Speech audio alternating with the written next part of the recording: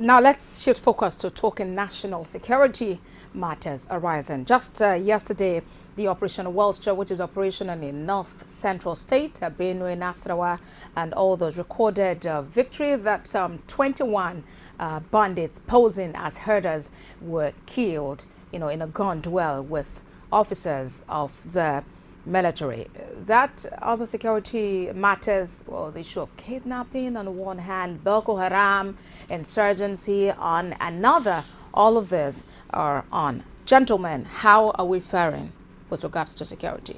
Well, the government inherited a state of insecurity, and one of the promises they made while coming is that they will tackle it headlong. After some time, we were hearing that, look, we have technically defeated Boko Haram. Still, there was a resurgence and then attacks here and there, which has persisted. The issue of kidnapping is still on the rise. Armed robbery. The situation is the dislocation of the economy. Precipitate a lot in the society. If the economic situation is bad, if people are agitating, if people are hungry, if people are aggrieved, there is a correlation between that grievances and high level of insecurity in the country. Go and watch countries that are having serious economic problem. They always encounter security problem. So, but when the economy is well run, when the people are happy, when somebody can be guaranteed 3 square meal a day, where somebody lives in a decent, when somebody has job, there is opportunities for him to get employed, or opportunities that are available for him to make progress in his life, especially for those who are in personal enterprises and all that. He doesn't have time to begin to go and plan crime. So there is this correlation between state of poverty and state of insecurity. So as long as we have not addressed it, there is no way you can have peace. There's no way you can sleep with your 2 eyes closed in a society. And people who know it, even the capitalist economy, even though they don't have, they are not called socialist economies and all that, what they do is that some of the social services, they ensure that they provide them. Issue of accommodation for people who have no job. Issue of people who do not have any work. They give them money at the end of the month in order to make sure that they eat. Because a hungry man is an angry man. So they introduce those things in order to cushion the harsh economic reality and reduce the level of crime and agitation in the state.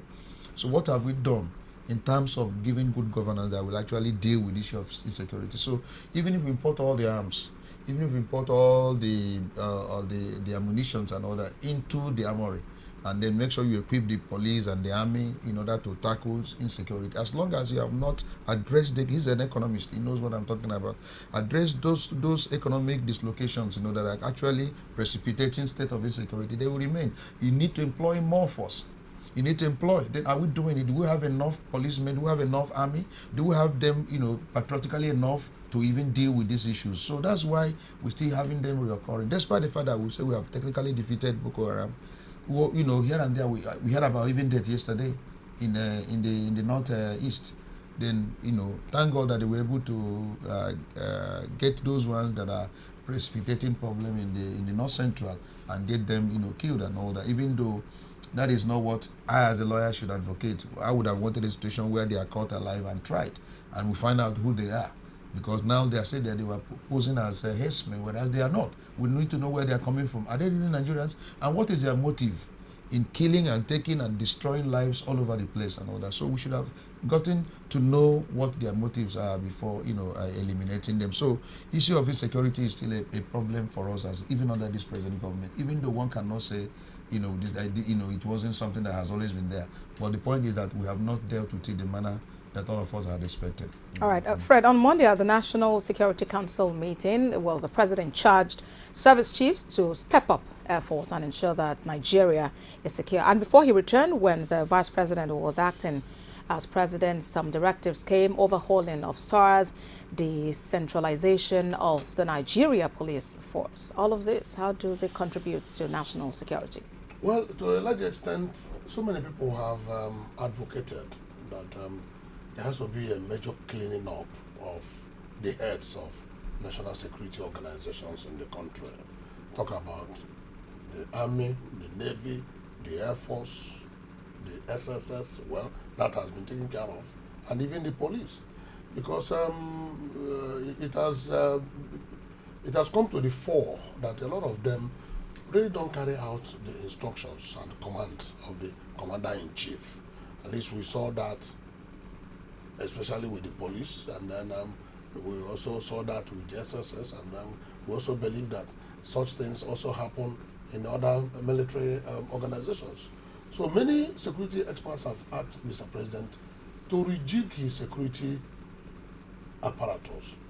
But like my brother has said, whatever you do in terms of arms and ammunition, and you have not taken care of the welfare, the economic, the social well-being of the people, will go to nothing, because you are talking about human beings. The human beings are to be protected, and it's also human beings that constitute security threat and security risk to the environment. The people who kill and maim, who cause security breaches and infractions, are not goats, they are not animals, they are human beings. So if you take care of the needs of human beings, to a large extent, you have reduced the level of insecurity in the country. So, and that aspect is key. That aspect is important. To some people who are unable to constitute themselves into security nuisance, they take their lives. And that is why you see that the level of committal of suicide has gone high in this dispensation, in this day and age, in this era, because a large majority of Nigerians have lost hope in basic existence, not just because they are not trying to put in their very best, but that their system has not allowed them to live well. And it is duty and responsibility of those who are giving the country in trust at all levels, state, local, and federal, to ensure that there is greater good for the greater number of people in Nigeria. So, and the very moment that is done, you see the issue of security and insecurity coming down. The issue of insecurity coming down. Look at the large number of unemployed youth. Every year, large number of people are churned out from universities. But let's be How many of them get jobs? These are challenges. All right. So I was talking about the change of leadership within the DSS, and the acting DG has promised to work on the issue of human rights, because a lot of allegations have been leveled against officials as to how they have been operating. So do you see this making a strong difference in the way and manner DSS officials operate? You mean me? I should Yes. tell you very quickly that I expect a lot of difference. I expect a lot of internal cleansing in SSS. You see, I carefully don't like using the word DSS. DSS is an alias. The name of that agency is State Security Services, and that name has not been changed. The act establishing it is Establishment of State Security Services. If you even go to their establishment, it is State Security Services. But they try to use that name DSS under when Marilyn Oga was their chief spokesperson. And then she called the journalist, and then in order to make sure that they clean up the image of the organization, because it has a very bad image with human rights. It's image laundering and rebranding that threw up that name DSS. But that's not the major issue. The major issue is that organization has not, as we speak, cleaned itself of human rights abuse. Recently, a poor journalist was held for 2 years in captivity, Jones Abiri, and he was just recently released for 2 years, no trial. And then he was just, after many efforts, that he was just let off the hook, not completely, but granted bail. And now ask, why would you keep a man for 2 years for doing his professional duty, and you have not taken him to court for 2 good years? And then SSS has been working at cross purposes with this government, at cross purposes. And it's obvious. In the middle of the night, they routed the justices of the Supreme Court and justices of Court of Appeal for no just cause. And what do you call that? At the end of the day, what did they achieve with that? They have only further messed up the system than getting it right.